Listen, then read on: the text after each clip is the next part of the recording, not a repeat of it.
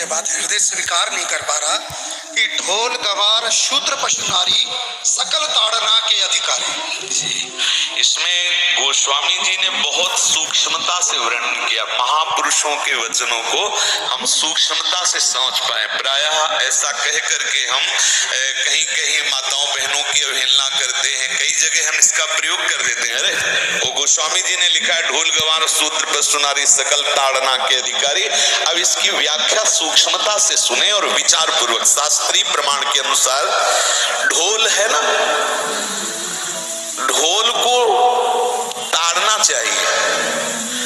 ताड़ना मतलब उसको ठपाक चाहिए, और बेताल नहीं।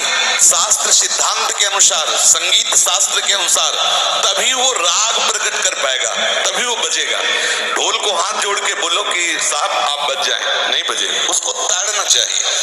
अब ताड़ना शब्द चारों में एक जैसा नहीं लगेगा, शब्द एक ही है ताड़ना, लेकिन ताड़ना के अर्थ अलग अलग हैं। जैसे कनक है, एक ही शब्द है कनक, लेकिन कनक कनकते सौ गुनी मादकता अधिकाय, वा खाए बोराए जग या पाए बोराए।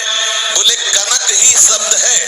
जैसे ताड़ना शब्द का हम प्रयोग केवल वही समझे कि ताड़ना देना ही नहीं, उसका अर्थ अलग अलग है। जैसे कनक शब्द है, कनक को सोना भी कहते हैं और कनक को धतूरा भी कहते हैं। कनक को धतूरा भी कहते हैं। एक कनक है जिसके खाने से बावरा हो जाएगा, और एक कनक है जिसके पाने से बावरा हो जाएगा। कनक शब्द एक ही है, लेकिन दोनों का अर्थ अलग अलग हो गया। ऐसे ही ढोल में ताड़न का तात्पर्य है उसको पीटना, लेकिन उस शास्त्रीय संगीत के आधार पर उसको ताल देना। ताल देने से ही वो राग प्रकट करता है, आनंद की उमगन करता है, ना कि प्रार्थना करने से। समझ रहे? अच्छा, गंवार, गंवार कहते हैं विवेकहीन पुरुष को। विवेकहीन पुरुष को कोई कार्य दे दो, उस पर दृष्टि न रखो तो कार्य नष्ट हो जाएगा। वहां ताड़ने का तात्पर्य उसको पीटना नहीं है, उस अविवेकी गंवार पर दृष्टि रखो। जो आपने कार्य सौंपा है, जो भी कार्य उसका है, उस अविवेकी पर दृष्टि रखना ताड़ना हुआ। उस पर दृष्टि रखो, क्योंकि वो अविवेकी है, गंवार है, वो कार्य प्रणाली ठीक जानता नहीं। आप जहां त्रुटि होता संभाल लेना तो वो संभल जाए, क्योंकि वो गंवार है। और शूद्र, शूद्र का तात्पर्य होता शूद्र, वैसे जो वर्ण व्यवस्था में शूद्र का प्रादुर्भाव सबसे श्रेष्ठ जगह से प्रादुर्भाव है। वर्णन आता है ब्राह्मणोष मुखमाशीत बाहु राजन्यः कृतः उरुदतस जत वैश्या पदभ्याग्म्यं शूद्रो जायत। भगवान के श्री चरणों की ही वंदना होती है प्रायः, आपने देखा सबके श्री चरणों की, और शूद्रों का प्रादुर्भाव श्री चरणों से हुआ है। कोई ऐसा न समझे कि शूद्र का मतलब निकृष्ट होता है। यहाँ शूद्र का तात्पर्य जब से किसी से कहते हैं कि शूद्रवत आचरण करता है, मतलब शास्त्र विरुद्ध सदाचार के विरुद्ध आचरण करना शूद्रवत आचरण की तरफ संबोधन किया जाता है।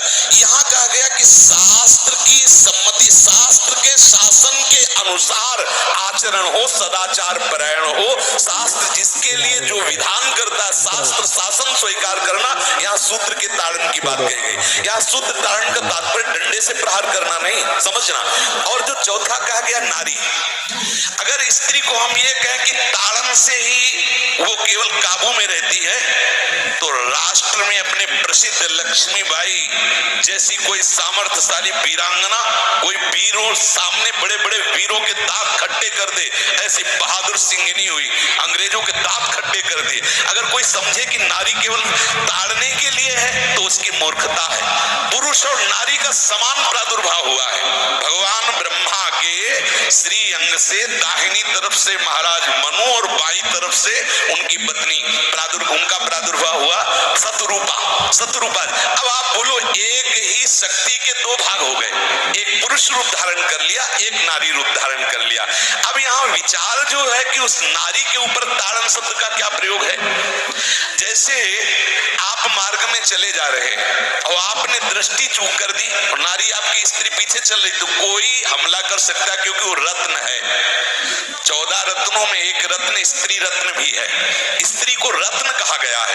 भगवान श्री राम जब वनवास में जा रहे हैं तो सिया जी को आगे नाव में जब चढ़ाना होता तो पहले सिया जी को चढ़ा, सीए चढ़ाई चढ़े रघुराई, पहले आगे।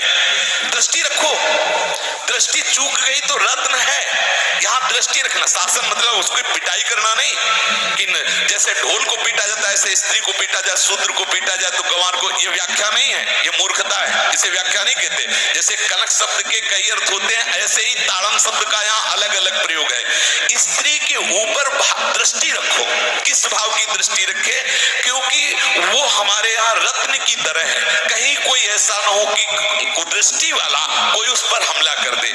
आप पाणी ग्रहण संस्कार में रक्षा का भी सूत्र बताया जाता है कि आपको अभी ये समर्पित है, आप इसकी रक्षा करें। हमारे शास्त्रीय सिद्धांत में देखो, कभी भी स्त्री को अकेला छोड़ने का सिद्धांत नहीं पाया गया।